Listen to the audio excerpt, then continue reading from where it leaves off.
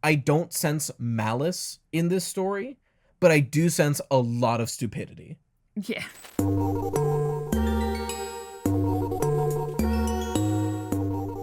Welcome to Etc., the podcast where we don't even know what will happen.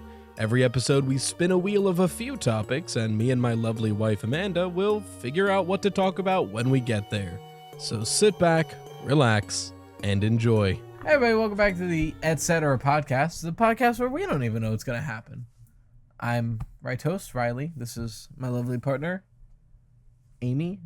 Sure. Amy? Mama Toast? Mama Toast? Amy? Amy? Whatever you want to be called online. We still haven't figured that out. It's what, episode 4? 3? 4. But let's spin the wheel. Figure out what we're going to be talking about. Incredibly close, but we're starting with the very first Amanda topic. So, you said you had a topic. I do have a topic. So, the floor is yours. Books. Okay. Elaborate. I don't know. What do you mean? You were like, before the podcast, I was like, all right, do you have a topic? And you were like, yeah. Books. So your thought process was books, period, and you didn't have any follow-up? Yeah. What about books do you want to talk about? I don't know. I guess like our favorite kinds of books. All right, well, you start. Oh man, I hate It's starting. your topic. I hate starting. I guess I like to read a lot. I read all the time when I was younger. Literally, like, I would read a book till 3 a.m., go to sleep, wake up at 6 a.m., read in school, go home, read, sleep. It was like a cycle. I like to read. And I guess I don't know. I read a lot of everything. I'll even read books that I hate out of spite, just to finish how terrible it is. But I guess my favorite genres of books, right? Yeah. Mm-hmm. Would be like psychological horror thriller books and a really good fantasy series. And I have like pet peeves with writing. I absolutely hate you lose 2 stars immediately if your book is written in first person present tense. You lose 2 stars. Now you can earn 1 star back if your writing is good enough, but that is like you lose like half your points. Don't stop writing first person present tense, people, please.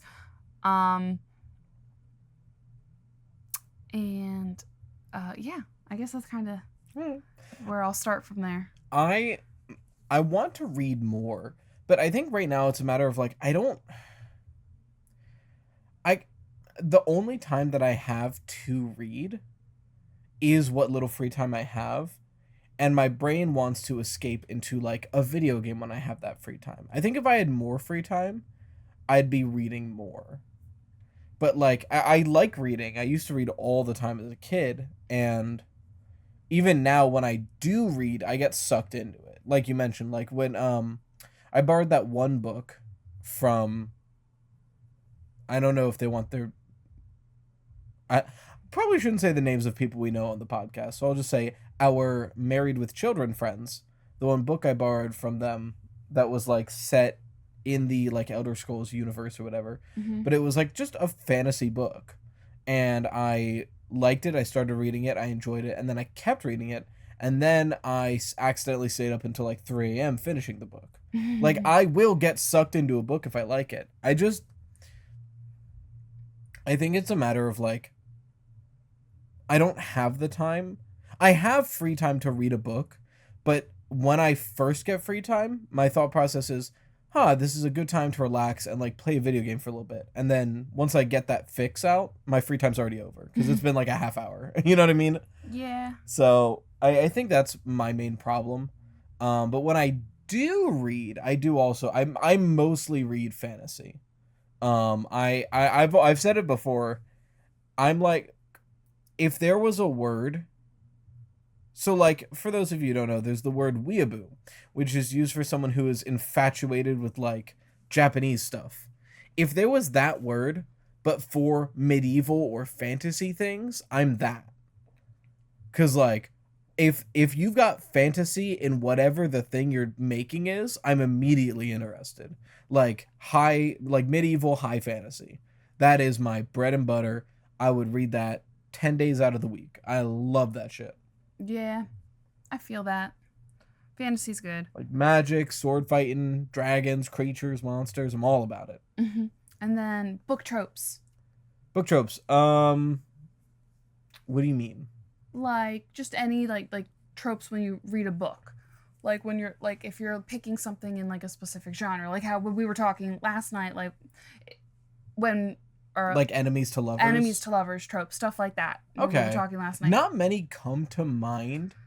Besides, like I have a hard time thinking of tropes. I have a hard time thinking of tropes in the sense that when I try to think of it, I just think of like just literary devices. You know what I mean? No. Like, elaborate. Like I wouldn't say would it to bring it to a video game, something that came to mind, would the like theme song of a video game being brought back during the final boss fight, is that a trope or is that just a regular literary device? You know what I mean? Okay. That's where I get confused on like thinking up tropes. Maybe for my brain's sake, I will just quick Google common book tropes and see what pops out to me. Because I don't think I'm going to be able to pull any out of the ether of my brain. Common tropes in literature. Action and adventure tropes. Is this a trope? Yeah, immediately, like puzzle solving. Is that a trope or just something that happens in your book? What do you mean? Okay, this is what I would say is a trope. I don't know if it's one that I particularly, like, okay, I'm very neutral towards, but like an unbreakable code that is broken by the protagonist. That's a trope, I would say. I'm very neutral to it. Ancient secrets, I think, I'm willing to put down for like a trope that I'm into. Yeah. I do like, you know, something deeper being uncovered throughout a story. Yeah, perfect example of how like tropes are not very useful for me to like think of. The first trope on the fantasy trope list is the hero's journey. Motherfucker, that's just every book. What do you talk? That's not a trope. That's just how every book is structured. Like, what do you mean? I will say, I don't know how, if there's like, I don't know the name of this trope. We did, if anyone's wondering, we did a pour strip like right before we recorded, and my nose is like weirdly itchy now. So I just keep scratching the like top of my nose. That's what the stars are, my little star stickers. Here's one that I'm not a fan of. I'm not a huge fan of the chosen one trope, where like the character turns out to be this foretold, prophesized chosen one. That's like all of the tropes and everything these days. But I will say a trope that I am really fond of that pops up more rarely is bringing up that there is or has been a chosen one and pointing out specifically your protagonist is not it, but they will succeed in spite of that. I love that. Yeah. That's a really nice trope. It kind of goes back to that whole like humans will prevail no matter what kind of mentality. Oh yeah, I think this is a better list. The one you've got? Yeah. Epic storylines with lots of characters. I'm leaving this. What website are you on? I'm on.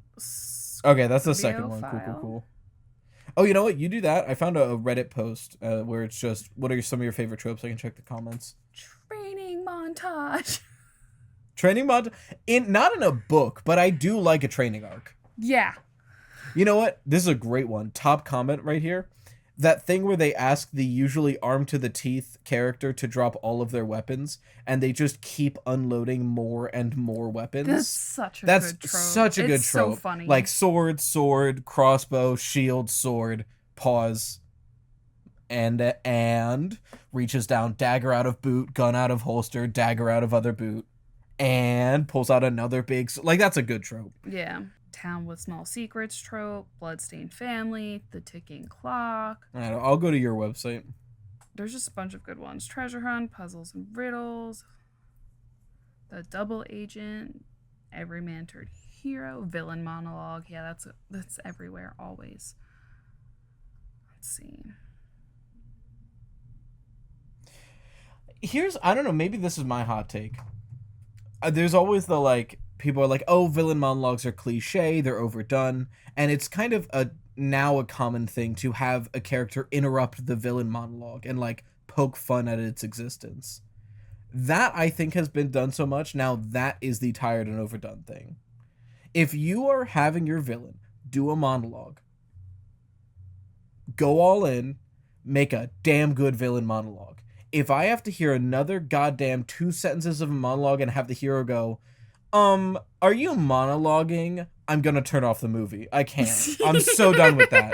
It screams, is he right behind me, Marvel ass writing. I cannot deal with that anymore. And I like a snarky hero, but I think if you want to give your villain a monologue, let them monologue, and let the hero rebuttal at the end, and then be the snarky hero or whatever. But like, it's so overdone to have the villain monologue, cut it off, and then mock the idea of a villain monologue. Some villain monologues are fucking good. There was it's not a movie or a book. There's a D&D podcast. It during, like, right before the final battle, the main villain was this like wizard who had gone too far. And like one of the heroes in the parties is like, you should have accepted our help when we offered it to you. And like, it was like, this isn't the path you should have taken. And then villain monologue, and the way he ends the villain monologue is, I spit at your pity. To reach a hand down to someone is to say they are below you, and I am beneath nobody. And he like rips off his skin, and like big boss fight happens. And I'm like, that's good. That's a good line. And you only get those in villain monologues. I like a good monologue, especially if I'm reading a book. That's what I'm here for. What are some tropes that you enjoy that we have not specified? I don't know. It was a hard question. I don't know why you threw it at me. I've read maybe two non-FNAF books of my own volition since college. I don't know. I know a lot of tropes that I hate more than tropes that I like. Shoot. I always hate the like. How do I phrase this? The woe is me character. Elaborate. Because there's a couple ways there's a couple meanings that could mean. I don't know exactly what you mean. Like literally, like, everything has to happen to me, blah, blah, blah, my life's... Oh, so like, kind of like young adult protagonist, life sucks kind of protagonist? Kind of. Because I'm having trouble thinking of an example of this. And it's probably just because I haven't read a lot of books. Yeah, I usually just kind of skip those. Like, fair. I'll see it, or I'll skim before I like read, and I'll see like that, and I'm like, yeah, nope, I'm not gonna read this. But it's like the character that's always complaining. Fair. Like, it just. I can see that being annoying. I just annoying. Can't think of any examples of it. there's surprisingly a lot. I believe you. I don't read a lot. I lost my train of thought. So it's the woe is me character. Yeah, the character always complaining. I also like hate the like.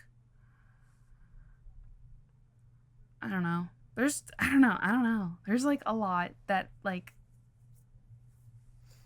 I guess I'm kind of over the dystopian tropes, with like.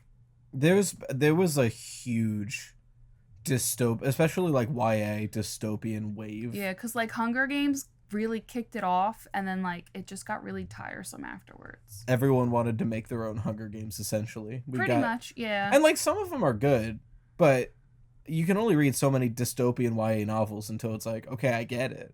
Or like just dystopian like plot in general. Because what was the one that we had that they have us read in school all the time? Which one's that one? I'm gonna need anything about this book besides the book we have to read in high school. Is it the Giver? Maybe. I think that's what I'm thinking of. The one about the colors you can't see in color? Yeah. Okay. Yeah, that one is a dystopian, huh? I kind of forget about that one. It's a very strange... I don't like the ending of that book. I don't remember most of it because I didn't really like the dystopian genre, even when, like, because I read the Hunger Games trilogy, and it was written first person present tense. I still need to watch the last movie only because I really want to know how they do the weird lizard sewer people. Because it was such a cool moment in the book, and I'm like, how the fuck are they going to make this work in a movie without like terrible CG? Yeah, for real. Hunger Games is only like a 3-star series at best because of the perspective. And I was like that when it came out. I always hated that perspective. But I just didn't even really care for it that much to begin with. And then I also just think, like, I never finished any of the Hunger Games. I only watched the first one because Jennifer Lawrence is a crap actress. Hot take. Sorry. I have no opinions on that. Speaking of dystopian, and again, it comes back to I'm such a sucker for fantasy. I could not care less about dystopian. I do enjoy, and it's like adjacent. I wouldn't say it's dystopian, but it's close to it. The type of urban fantasy where it's secret fantasy world living alongside urban, and whether that is underground in another dimension, society trope, or even of like a only the people in this can see it kind of deal. Yeah, that's a good one. Yeah, I like that as well. Because once again, I am just a sucker for fantasy. I don't know. I read just about everything. There was this one book, I never finished it, but I started the audiobook. I got like halfway in, and then like 2 months went by, and I was like, I don't know how to get back into this, because I can't just start where I left off. I forgot so much, but I don't want to restart because I still remember too much of it, so I just never finished it. I would just keep listening from where it left off and then figure it out from there. It'll probably things will probably trigger like recalls. It was interesting. I think it was like on the study of dragons or something like that.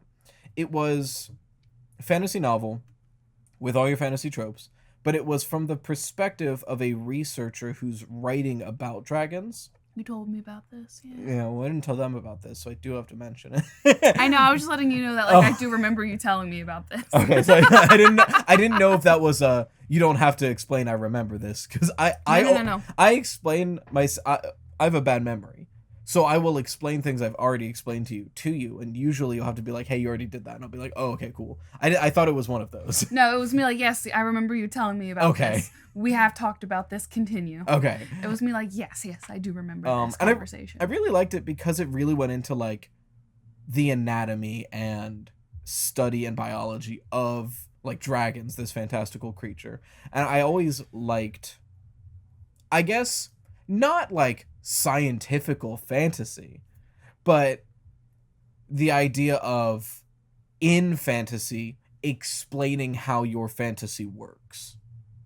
And like that's why I will always appreciate, never necessary, but I will always appreciate like a magic system that has been fully found out within that world, and like, oh, we know why this magic works this way, which I think is why I like a lot of like the classic anime in that same vein, like Naruto, Full Metal, those where they have this power system that is like fully in-depth explained, and like we know exactly how this functions. Can you squeeze that? My thumb's been killing me. And I also like fantasy history. I'm big on that too. I don't really like history. Well, in the sense of if your world is fully built out to the point where you can mention like a historical thing of your world that explains why your world is the way it is. Okay. Like how in D&D, the reason there's only 9th level spells. Like that. Interesting. Because the whole... Well, you know Mystra and Karsus from all the Baldur's Gate stuff. Yes. I forget... Was his name Karsus? Yes. The you know the guy I'm trying to talk about. Yeah. Him making that magic, before that happened, there was 10th, 11th, 12th, 13th. Like, there was higher level spells.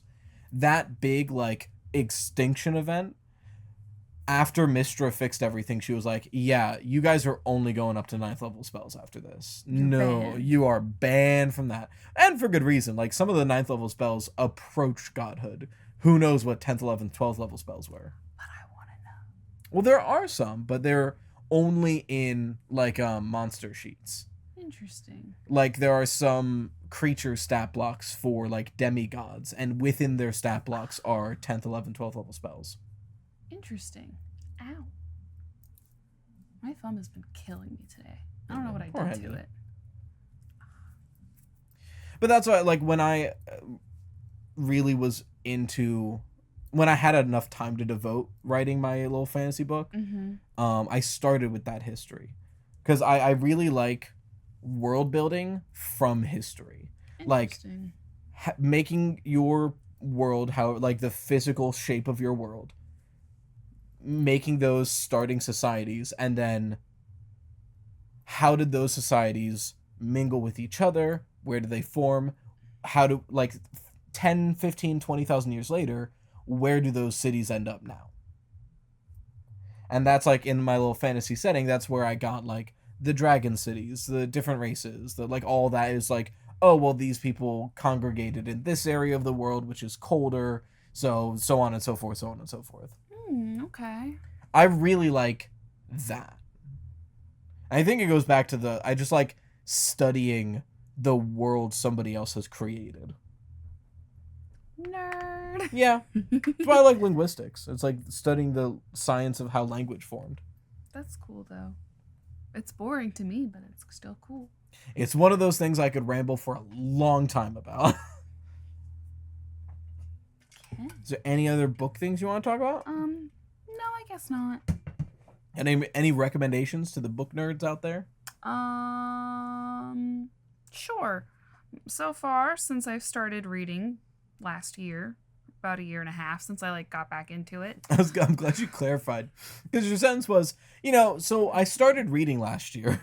Like, since I got back into like reading, because like there was a having kids, busy life, working all the time, hard to read. So I got back into it after I had Baby Toast. And it still remains my favorite like series that I've read so far. The War of Lost Hearts trilogy by Carissa Broadbent. Read her stuff. Her stuff is good. All right, we spin the wheel. We do have one AMA, and I don't see it on your spin. Oh, true. I forgot about that. There's one. So Beep. add that. Spin. Spin the wheel. Time to take the majority of the episode to do a tier list. It is funny that they are consistently the longest things in this podcast. Well, we did. Part of me is like, do we do an anime again to try to find a better tier list, but not back to back. Yeah, we'll take that one. We'll come back to it for a while later. Movies. So this on the thing was blank movies. The idea was look up movies on tierlistmaker.com and see if there's a good subcategory to do, like 2000s movies, comedy movies, drama, horror movies. You know what I mean? See what comes up. If the Tier List Maker website works. Alternatively, if we can't find a good one, we could just look up like book trope tier list. Can I pull up like other websites? Why did that happen?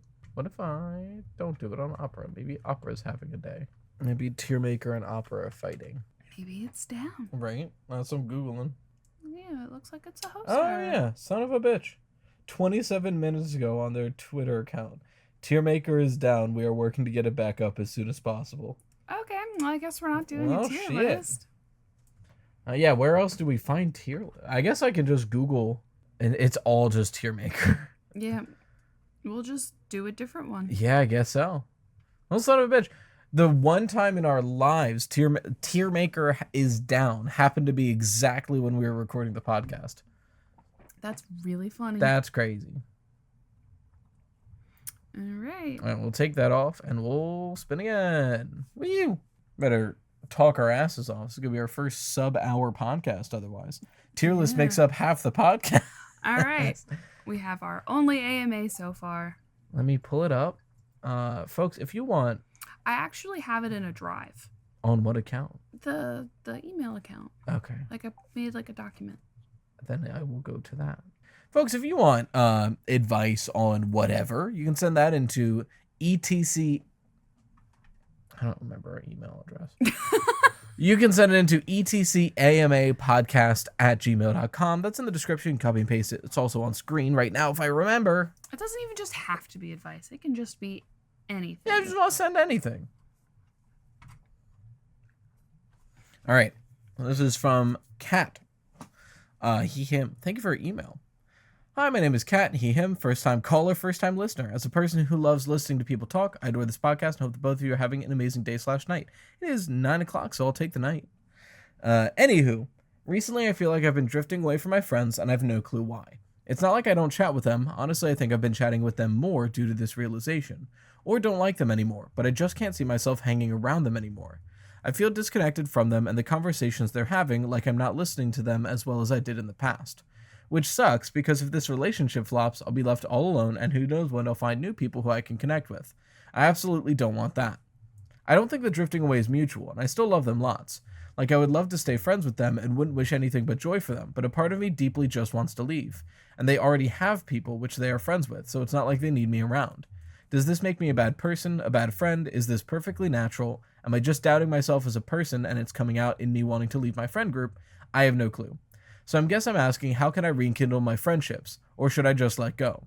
Any all advice would help. As always, keep the good work, you two. Hope you have a great day/night. Cat.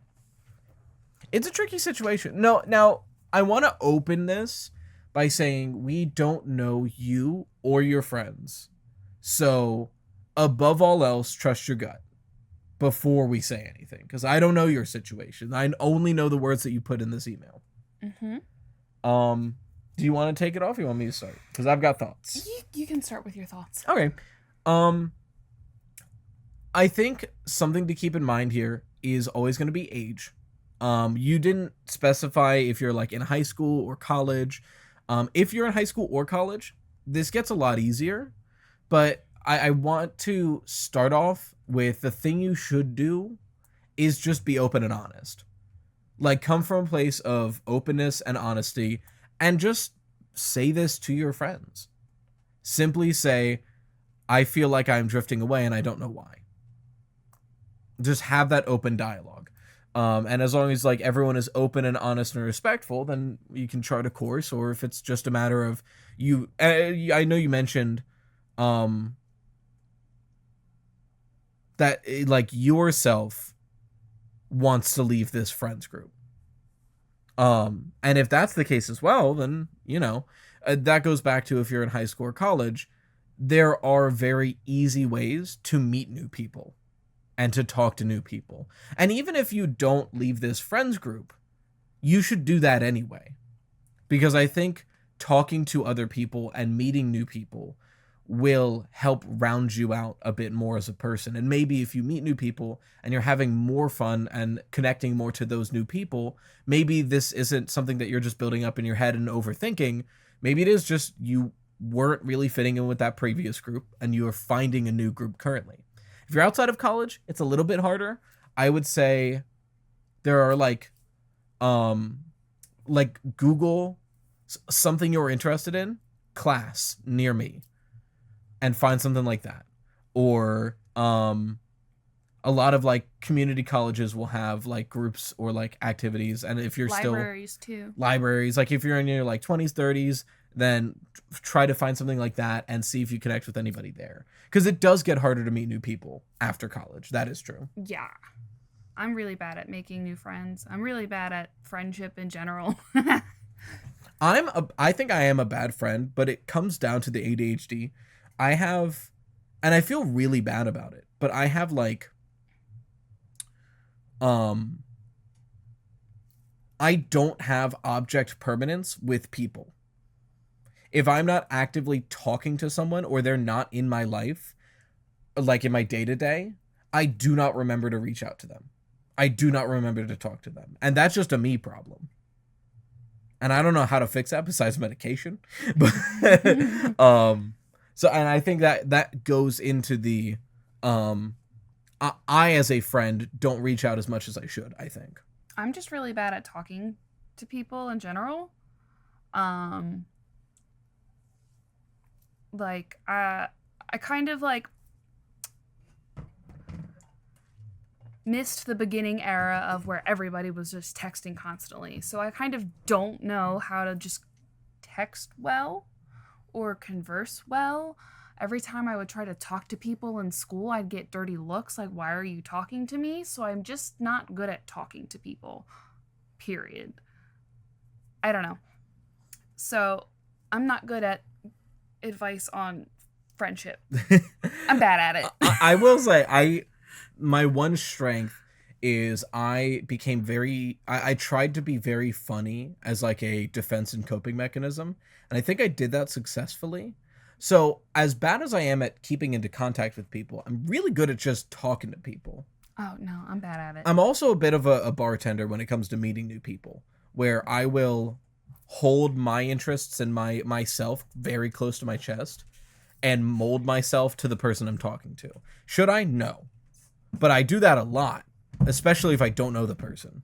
Yeah. We're using the room mic so you can hear us both. So excuse whatever the hell is going on up there.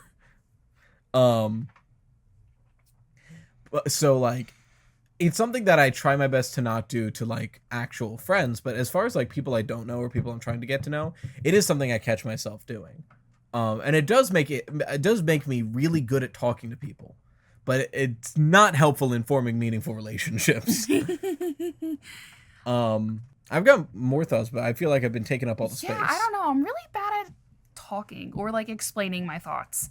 I guess that's also part of the reason why I'm not always great at giving advice. Or because I'm just bad at explaining it or explaining myself. But like if your gut says to leave, it's fine to leave. You can outgrow people and that's okay. You don't need to feel bad about it. It's normal to outgrow people, especially if people are not growing with you. And that's another thing that I feel like I'll probably be bringing. I'll probably say this a lot for a lot of the advice sections. Feeling away will never make you a bad person. We cannot control how we feel or what our emotions do. The only thing we can control is how we act in response to that. So, you saying, does this make me a bad person? You haven't done anything yet. So no, by default, you cannot be a bad person because you have not done anything yet. If you have this gut feeling, you might feel shame around that. You might feel bad about that. But whatever this gut feeling is, you are not a bad person for having this gut feeling.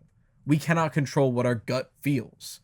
Now, if you take that gut feeling and turn to this group of people and say, you all suck, bye, okay, maybe that was an asshole thing to do. But you don't even sound like you would do that. You said in here that like you like these people still, you wish them the best, but you personally do not want to be in this group of people right now.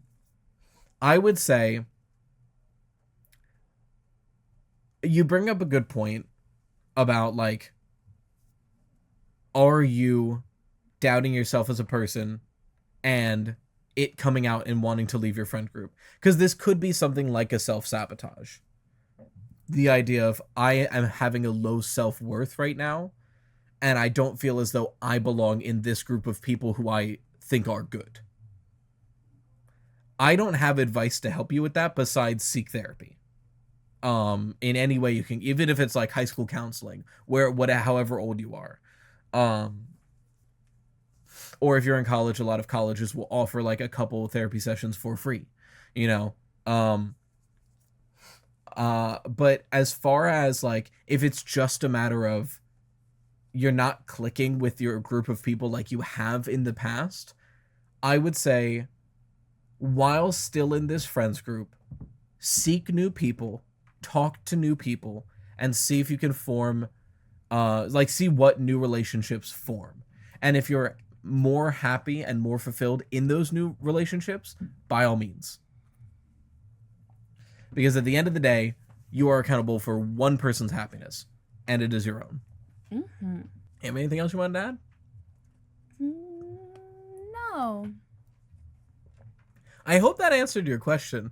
I don't have a lot of direct advice to give you, but I hope there's something in there you can use. Thank you for sending in, and I guess we'll go back to the wheel. And good luck. Yeah, good luck. It's a tricky situation. And Tiermaker is still down. So it's going to be a Reddit post. Or is it? I checked their Twitter account. I think we're probably just going to clear out the wheel for today's episode. We're on to Am I the Asshole? Now, I've got a special treat for you. Because this was reposted to a different subreddit called Am I the Devil? Which is usually saved for the worst of the worst. Oh, no. Today's story was originally, it got removed from Am I the Asshole? As Am I the Devil usually does, they put it in the comments in case the original one is removed or deleted. Uh-oh. So, the original post is, Am I the asshole for commenting on my daughter's personality? This is one of those where I don't think the meaningful discussion is going to be, is this person an asshole? It's going to be the context around this post. Hi, I, 50 female, have been getting some mixed opinions from my family because of how I have spoken about my daughter's personality in recent times. I just want some unbiased advice on how to go about this situation. Let me make it clear that I love my daughter, Abby, 19 female, and overall we have a good mother-daughter relationship.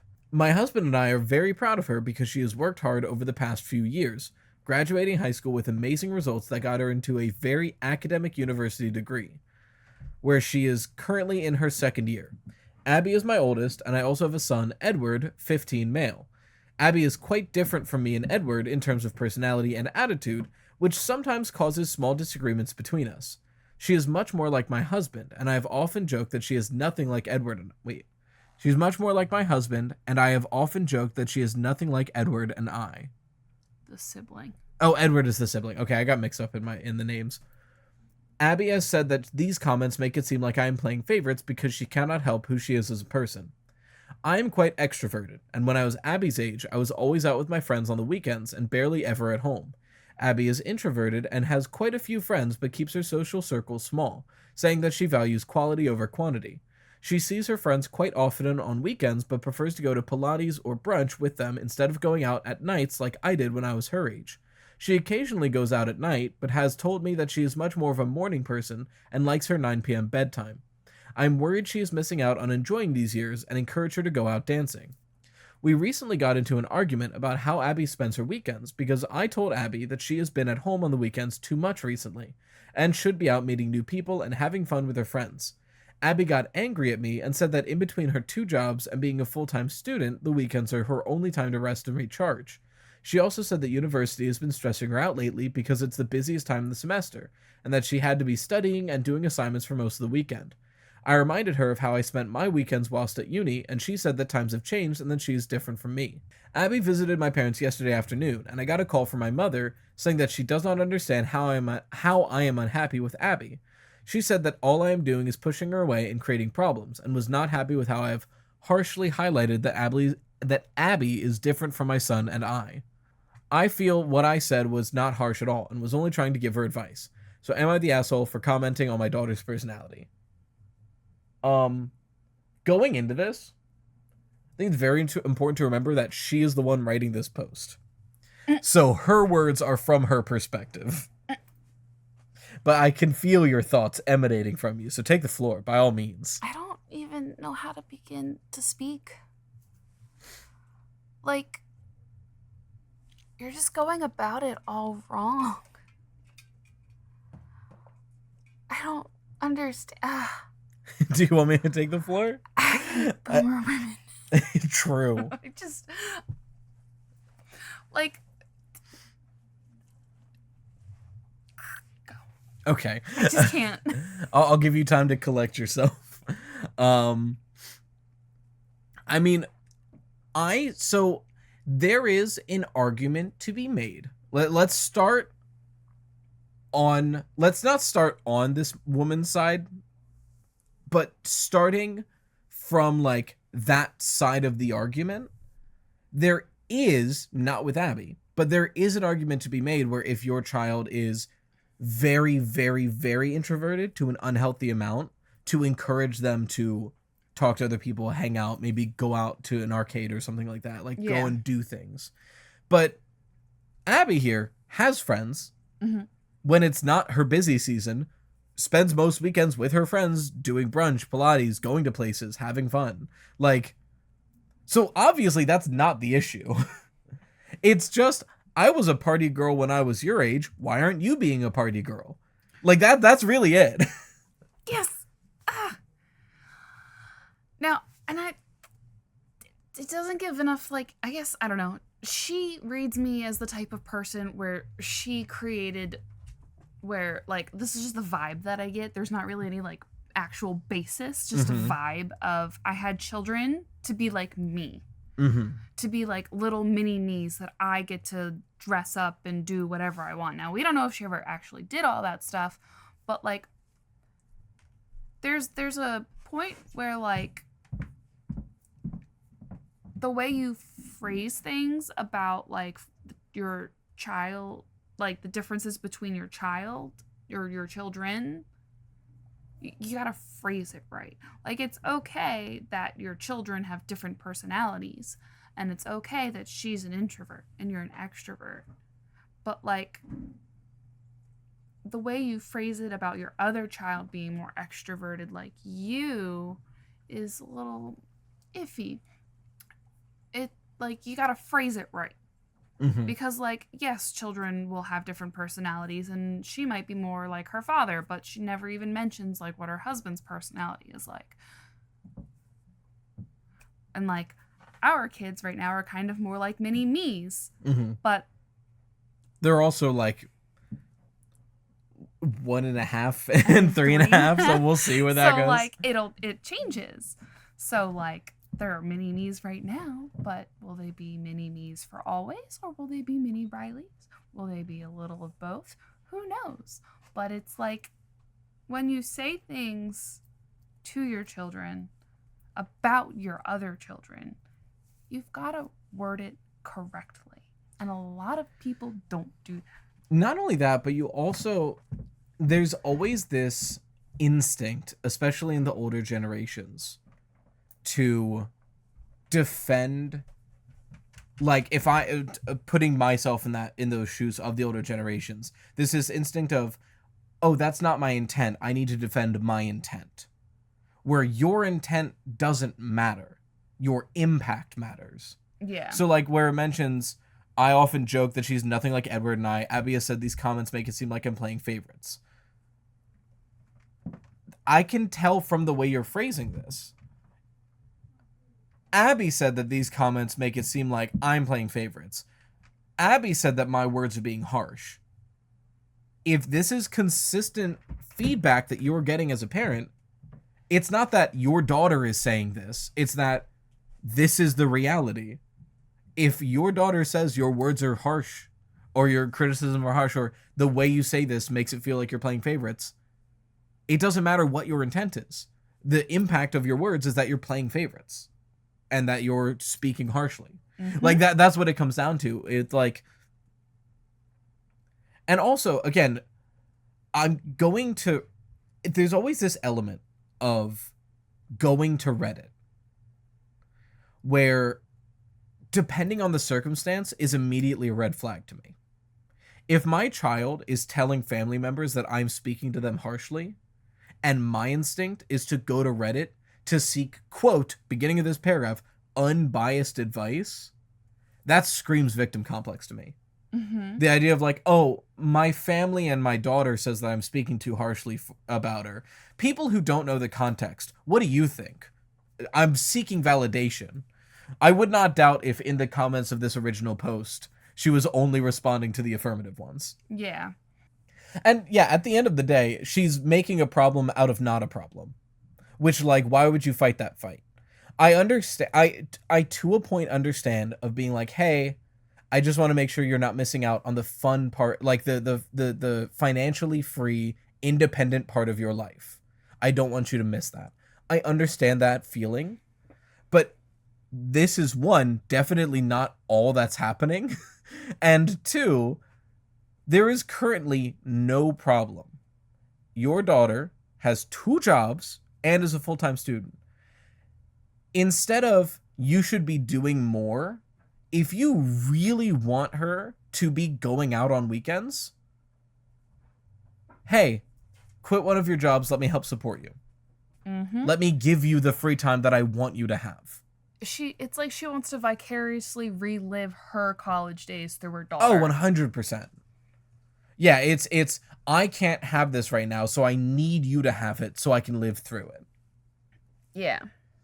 It's kind of like the pageant mom complex. Yeah, and there's always like, you have to watch your tone. Now, maybe she might not have been trying to sound unhappy with her and what she's doing and just being concerned, but she's not watching her tone, so it comes off, I'm not happy that you're being inside and not going out. It doesn't even have to be a tone thing to me. The fact that, like, again, she is the one posting this to Reddit. Assuming human nature, she is making her case as best as possible. And according to her, her daughter is in her room studying or something, and she walks in and being like, why are you studying? You should go out to the club. It's like, and then the mom is like, she's like, well, I've got 2 jobs. This is a very busy part of my semester. And the follow-up of that being, well, when I was at college, I partied. Like, that's crazy. Yes, agreed.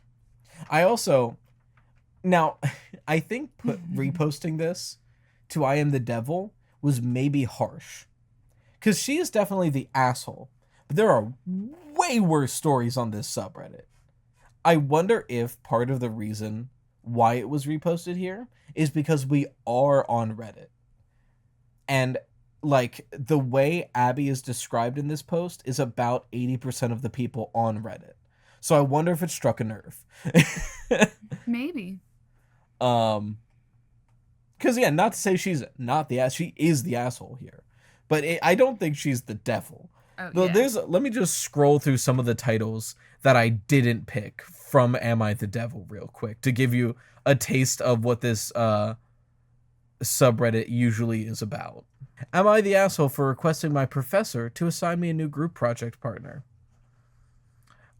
Skipping halfway through. There are hardly any girls in the class, but I was assigned to work with one. I did not know until we met, as her name was not unisex. When I met her, I realized she was the one girl in class who dresses immodestly. She wears short skirts and tops that expose her shoulders and belly. Yes, if you're requesting to work with somebody else because she dresses immodest, like, that's what the kind of things that are on here. Oh, I don't even want to read what this is.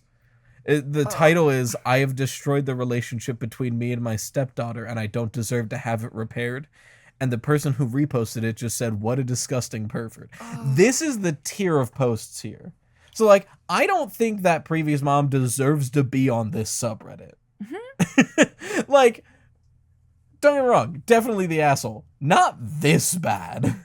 But now I'm morbidly curious. I can, it's long. It shouldn't be this long. I'm just gonna skim. Do you want the summary? Give me the Okay, I'll summary. skim. I'm morbidly curious as to what it is.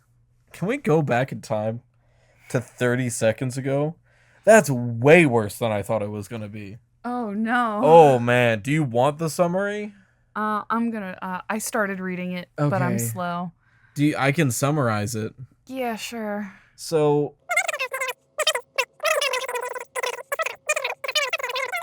Your wife shouldn't have to leave you. You should probably just go. I don't know. I can't leave that in, but. Morbid curiosity. Curiosity does kill the cat. Yeah. So, like I said, now this is exceptionally bad, but the mother does not deserve to be on this subreddit. Definitely is the asshole though. We're just gonna go on to the last one. Now this one is a relationship advice that I picked at this point 4 weeks ago. I have not read this post. I read the title and I went, we gotta talk about this one. Whatever the fuck is inside this delectable morsel, we have to talk about, because the title alone is insane. I, 28 female, Found out my husband, 29 male, has been telling his coworkers that I'm his sister. What do I do? Please help. Leave. Leave. Period. Yeah, first of all, leave. But like, what do you mean? The only, before we read this, the only thing I can think of to make this in any way okay is if his office is like, oh yeah, if you aren't married, you get a raise or something. Like, there's the only way out. But also, fucking tell your wife beforehand. Before, like, a coworker finds you on Facebook and she posts a picture of you kissing. Like, what was the plan here? I don't understand. Throwaway account because I don't use or understand Reddit, but I really need advice from someone not connected to me or my husband. My husband, I'll call him Josh, and I have been together for 6 years, married for 4. We don't have kids. We have a really healthy and communicative relationship. We were both pretty easygoing, and I really love him. He started working at a large accounting firm about 3 years ago. And from what he tells me, he loves it there. He's made a lot of friends at his job and goes out. What do we think is the reason, if we get one? Because, like, my brain jumps to cheating. I guess. Or, like, maybe... I don't know. It's like, why else would you lie about being married at your workplace in a way that excuses photos with your spouse? You know what I mean? Because, Yeah, like, I don't to know. me, that feels like he was flirting with somebody at the office, and then he opens his phone, she's like, oh, who's that? He's like, my sister. And then he kept it up forever. I can't think of any other reason to say this weird shit. Unless he's trying to, like, prevent guys from hitting on his wife by saying it's his sister and she's off limits because he's his sister. Because men will respect other men's wives. Oh, I disagree. If we're talking about the kind of man who is only going to respect a woman's boundaries based on the associated man, surprisingly, weirdly enough, I think men would respect the wife boundary in the sense of that kind of man would be like, oh, she's your property. You know what I mean? Like, see, but that... There's the competitive, like, well, I'm going to take your property. Whereas, like, familial ties can people tend to stay away from more. I mean, I guess I once again, there's 1,000 better ways to go about it. Yeah, I really I don't know. That's my guess. You can't fuck my sister. Where was I? He's made a lot of friends through his job and goes out with them for drinks and social events quite often. Another crazy part of this story. If you're telling a lie this big, you can't hang out with your coworkers. What was I guess the thing is that he didn't think. Because I was going to be like, what did you think would happen? He didn't think at all. And I've been totally okay with that. I'm quite introverted, so I've never been interested in meeting his colleagues or work friends, nor have I asked to. I've got my own circle of friends, and I'm fine with us having separate friends groups. After what happened yesterday, it only just occurred to me that he has never actually asked me if I'd like to meet any of them or go to one of his work events. I guess that's important context. Anyway, I'll start with what happened a few months ago that I had brushed off until now. I was at a bar with some friends for a couple Friday after work drinks. A guy approached me. He was there with some friends too. He looked slightly familiar, but I hadn't met him before. He seemed friendly enough and asked me, my name, right? I think I must have just given him a confused look because he followed up with, I'm Jake, I work with Josh. I realized that I recognized him from some of the photos on my husband's phone. I don't use social media except for a private Instagram, so I'm not sure if he posted the pictures anywhere, but we've got a very trusting relationship, so I look in his photos sometimes. Don't hate me. This is where it gets a bit embarrassing. I'm a bit socially awkward, and so I struggled to end the conversation. But he just kept talking at me. I guess he was already a couple beers deep, but while he was talking, he said something like, it's great that you guys are still so close. I haven't talked to my brother in ages. At the time, I was like, huh? But I just assumed he was drunk and not making sense, so I ignored it. He started to get a little flirty, so I turned to my friends and we left shortly afterwards. Again, so now this goes against your point. Right. If anything, it opened the door. Like, oh, you're Josh's sister, right? Damn, you're a fine sister. So I didn't say anything to them about it, and it didn't seem like a big deal to me. I also decided not to tell my husband that I met his coworker Jake. Not to hide it, but because I figured the guy wouldn't remember even talking to me, and didn't want to make it awkward for Josh at work by telling him his colleague tried hitting on me. I just thought no harm, no foul. But yesterday morning, I was out walking our dog, Monty. He's a cross between a few... We don't need to know this, but Oh, it does matter. Okay, my bad. He's a cross between a few breeds and has very unique markings. This matters, I promise. I thought it was just going to be too many details. I was on my way to my regular cafe, which is in town. I was waiting in line to order, and the guy in front was an older man. He got his coffee and turned around, but stopped, looked at my dog, and goes, "Hello, Monty."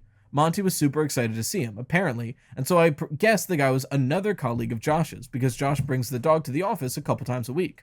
I thought it was sweet, to be honest, so I smiled at him and said hi. He introduced himself, I guessed correctly that he was a colleague, but then he said something like, "Aren't you a good sister," walking his dog for him. God, this is so weird. I was so confused that I didn't even know how to react at first. So I stumbled on my words and just said, "It's my dog." I regret it, but genuinely couldn't bring myself to correct him and say that I'm Josh's wife and not his sister. It was just too awkward, and I just wanted to leave because I was suddenly dawning on me what might have been going on. He asked me about something about sharing a dog, but I was able to escape the conversation by being next in line to order my coffee, and he left. I seriously don't know what to do because what the fuck? Do I even ask my husband about this? Part of me is just assuming or hoping that it's a mistake, that he doesn't talk about me much at work, and that they assume we're related because we both have brown hair.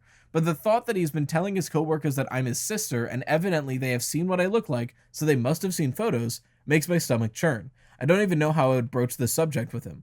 I need some help. What would you guys do in this situation? I've only told one friend what happened because it's so weird and embarrassing, and she jumped straight to time to plot his downfall because she's my ride or die lover. But I don't want to immediately assume the worst or ruin my marriage over something that could be nothing.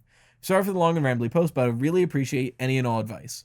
Okay, there is an update, but it's not... I'll read the update, the edit, because it's not after they talked about it. So it won't give any additional context. A small update, Josh came home at about 2:30 a.m. last night, but he was drunk, so he just went straight to sleep, which is fine by me because fuck having this conversation in that state. I've just woken up, but he's still sleeping. First thing I want to clear up, I've seen a lot of people suggesting I've crippling social anxiety or I'm severely introverted, which I suppose you could glean from the way I explained what happened, but I'm not. I meant that I'm slightly introverted in that I'm not the most eager to meet lots of new people at once, especially a bunch of finance bros whose weekends consist of unending sports bar beers, where I assume I would be mansplained everything until my ears bleed. Probably a negative assumption, but I'm sure some of you know what I mean. I suppose you could say that I'm confrontation averse, in that I'm quite laid back and prefer to keep the conversation easy and positive. IDK, I don't like it when things are awkward, and correcting when people misrecognize me is one of those things, but I'm not terrified of confrontation. Also, my husband and I do share some mutual friends. I didn't explain that well, but our lives are not entirely separate. The way he acts toward me around our mutual friends is extremely affectionate and normal. It's only his work friends that I've never interacted with.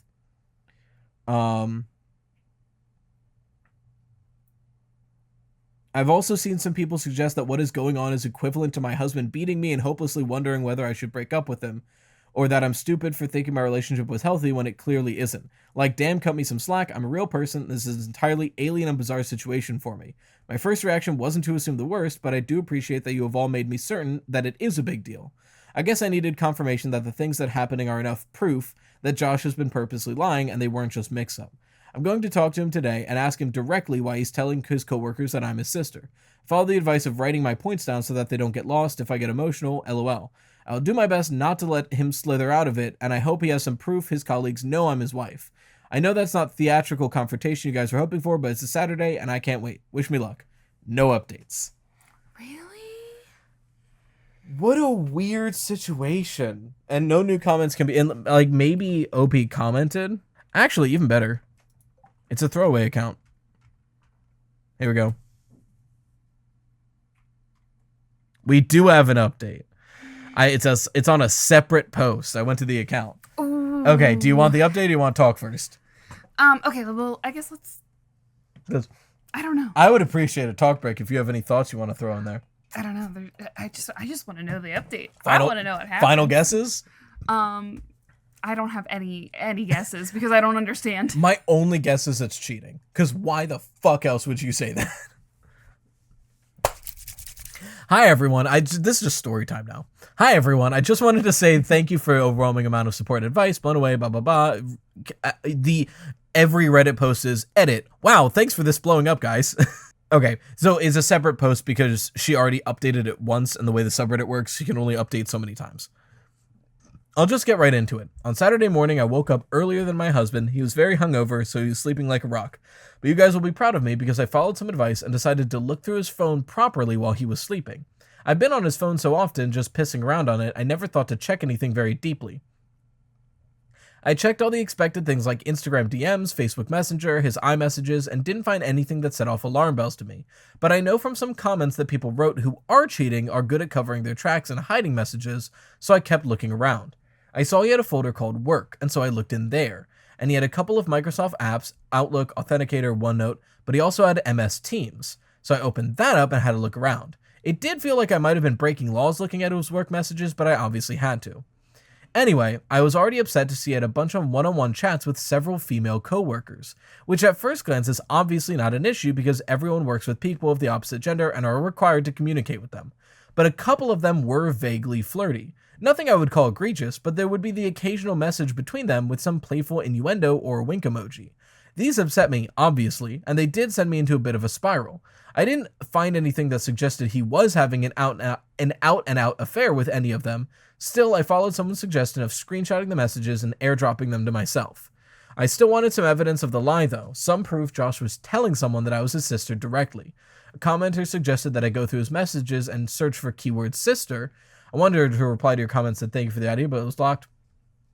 So I searched for sis on MS Teams, hoping to find results for both sister and sis.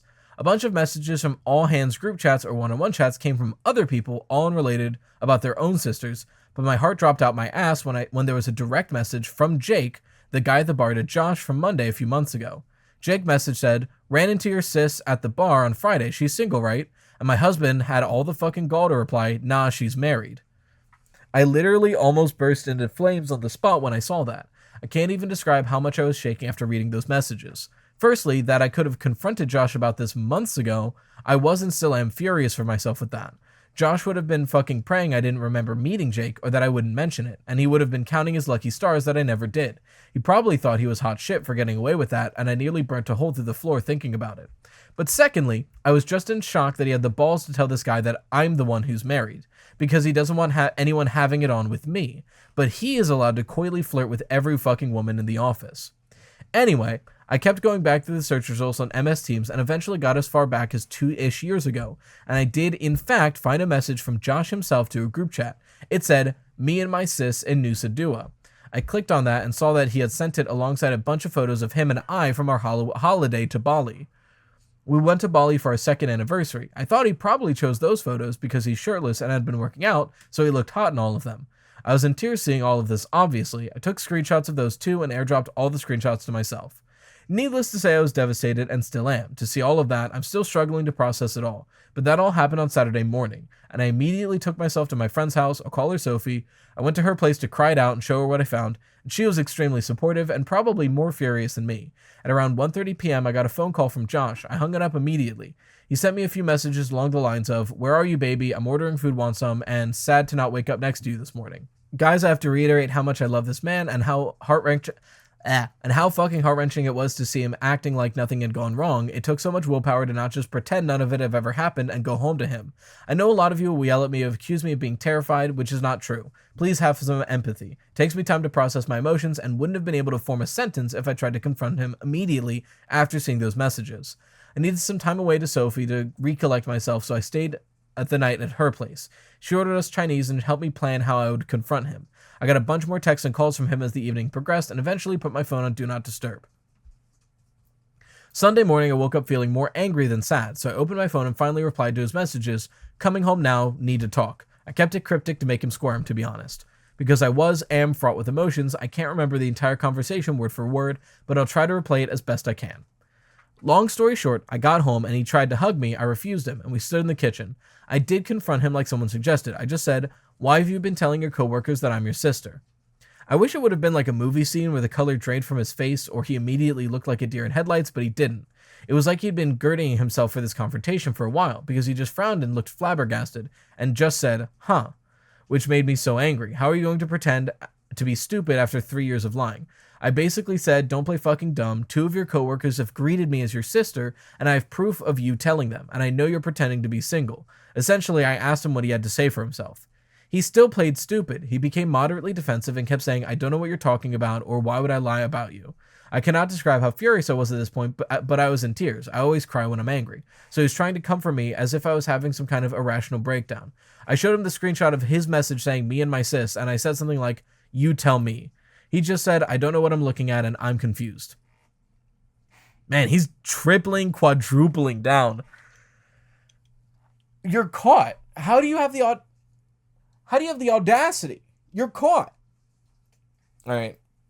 There's still more. I got so angry that I left again and went back to Sophie's because it felt like a dead-end road.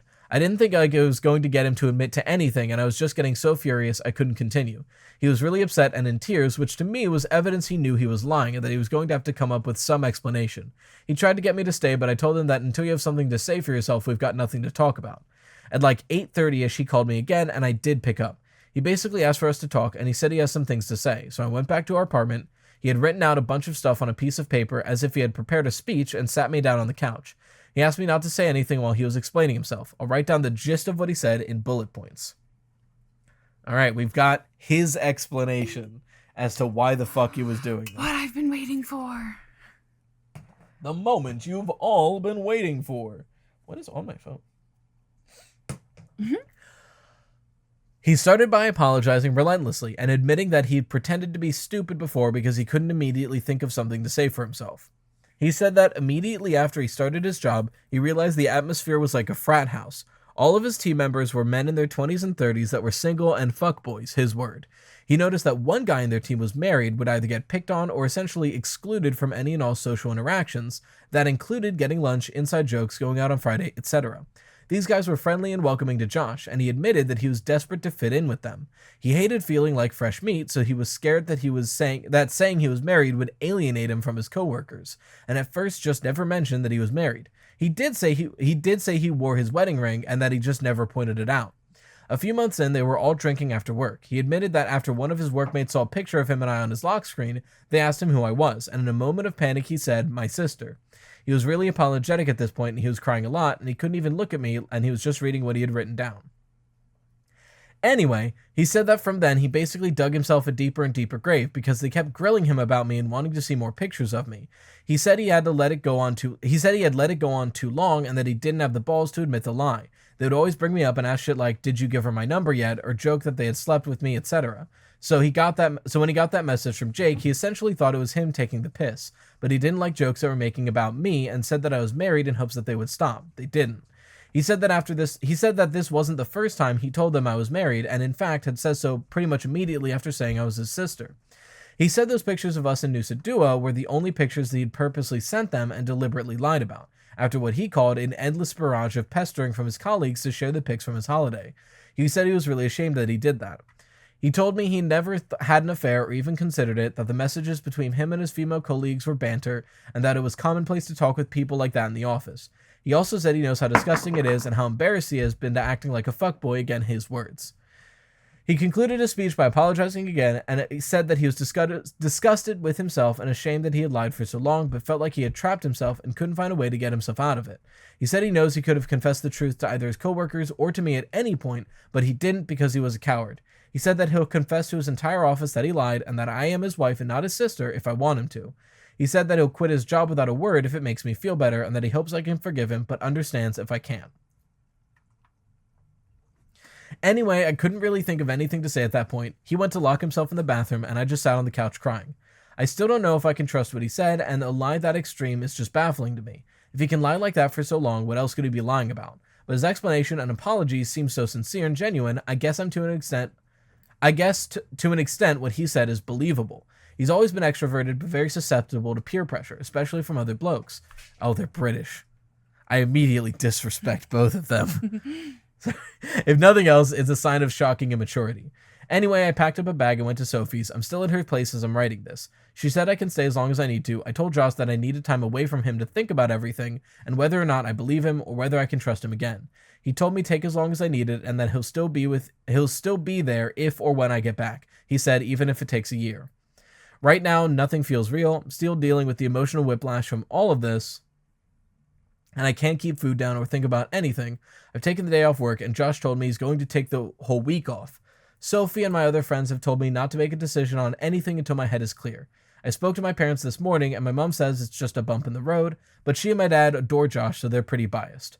That's where I'm at right now. I'll take some time to consider my next steps. Can't say whether I'm leaning towards forgiveness or divorce, but those are really the only options. I kind of feel lost in a void at the moment. That's probably the best way to describe it.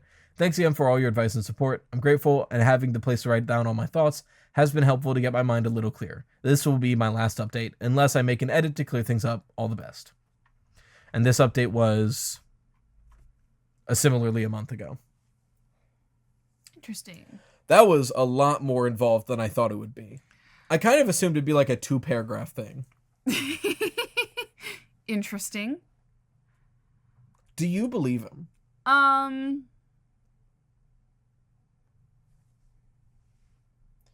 Because I'm of two minds where, like, if he always has been susceptible to peer pressure, I guess I can see what he said play out logistically. I just don't know him, and I don't know if I would trust that. My thing is, like, because I'm terrible at lying. I can't lie. I think I believe his story, but I don't think it matters anymore.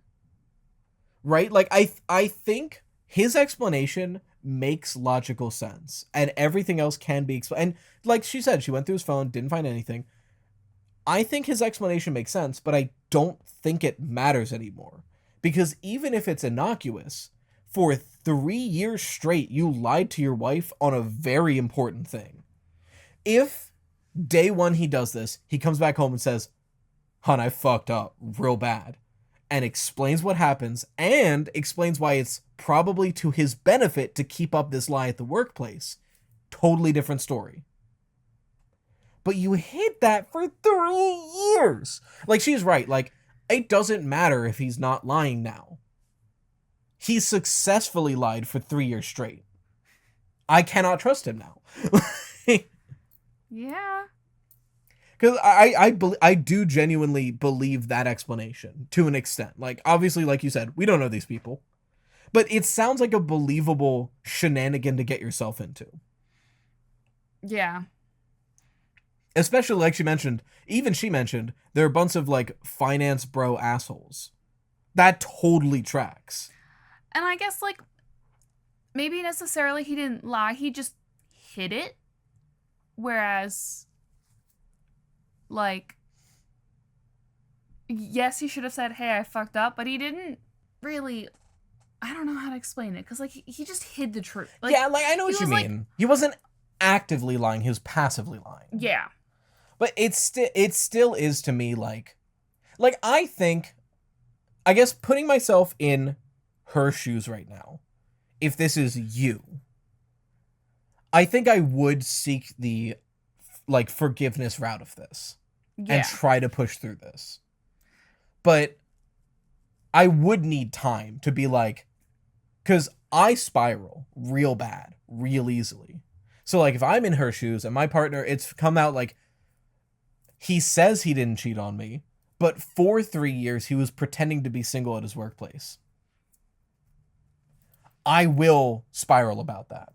Yeah. I think I'll recover, but it's a matter of, like, the trust is broken, and that's hard to rebuild. Yeah, that's what couples counseling is for. Oh, couples counseling for sure. If any route that isn't divorce here must include couples counseling. I mean, like, even if it does include divorce, you should couple counsel through first. A divorce. Yeah. Fair. Also, I would take him up on the offer of, you don't have to leave your job. You do have to tell them. Yes. That's crazy. It's been 3 years. They know who you are as a person. They'll laugh and make fun of you for this, but, like, you've already made the friends. Stop lying about me. What it really is you tell them, or I'm going to start posting to Facebook pictures of us kissing. So figure your shit out. You have 24 hours. Like, no, that's crazy. I don't even have a lot to say on this besides just, like, the whole trust thing. That was just a wild story. That was a lot. I did not think it was going to be that long, too. I think I read that for like 20 minutes. I really just want to know what she decided in the end. Right? I don't know. I think in her shoes, I couples counsel and I probably stay together. Because like she said, from his explanation, I believe there is no cheating involved. Yeah. Currently. But I think to regain that trust, which is a hard thing to do, it's couples counseling. And I mean, she already knows the passcode to his phone. So that's because I was going to say like no more phone passcodes, but like there basically wasn't already. It's kind of like you and me, like we have passcodes on our phone because we have kids and we don't want them just opening the phone and messing with shit. Well, also like if we lose our phones, we don't want people to get in it. But like, you know, like to each other, we don't have passcodes on our phone. So it's like, and it seems like it's a similar situation here. I do think this guy is just very stupid.